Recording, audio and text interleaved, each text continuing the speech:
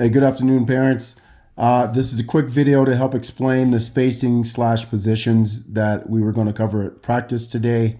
For simplicity, I went ahead and numbered the positions on the field: 1, 2, 3, 4, 5, and 6.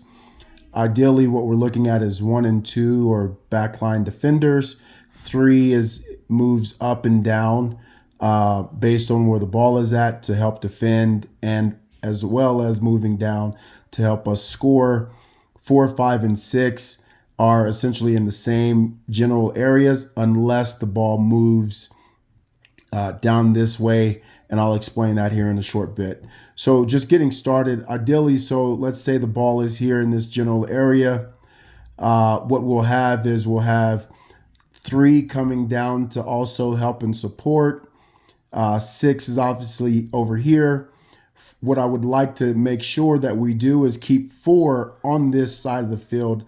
I don't necessarily want to see 4 come all the way to the other side of the field, because we're already going to have, basically in this scenario, we'll have 3 right here, 5 in the middle, and then 6 right here. So we want to keep some spacing in order to pass it. So if, let's say, the ball gets a little bit closer to 6, he has the opportunity to either pass it to 3 or 5, essentially, and either one of those kids can take a shot on goal. Okay, if the ball, and ideally we want to make sure we have 4 players on this general side, and if we do have the ball and we're on offense, then 1 and 2 are going to stay in this general area in order to prevent any breakaways or fast breaks, if you will.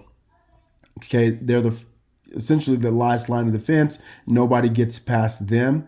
3 in the same scenario where the ball's going down here, 3 falls back, and let's say he was here, he runs all the way back down and helps become a defender. And then 5 also goes from the middle and helps become a defender as well.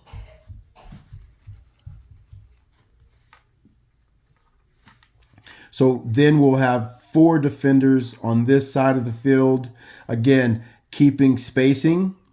And then you'll have 4 and 6 will kind of move up and kind of change their positions slightly to also look for any long passes back down the field. And then what would happen in this scenario, again, these are the kids are free to move laterally as well as vertically up and down the field to a certain degree.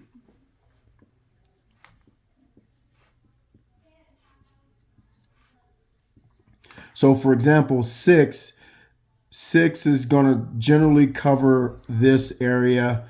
5 is going to generally cover down to this area, simply because he's going to be midfield as well as help defender down here with 1, 3, and 1, 2, and 3.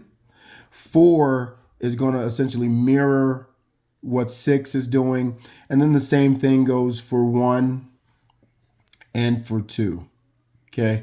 Again, just you have 2 players that are moving vertically through the middle of the field, which is going to be 3 and 5. They are mirroring one another. Let's just say the ball's here. You got 3 down here, and you got 5 right here. So now that ball's surrounded. You have 3 players surrounding that kid. So if he tries to pass it over here, we should be able to block it there. If he tries to kick it this way, we should be able to block it there as well. So I think it's a pretty straightforward concept, and it mirrors itself from one side of the field to the other. It's just a matter of making sure that we emphasize, or that I emphasize, I guess you can say, the areas that the kids are going to stay in as far as the general areas.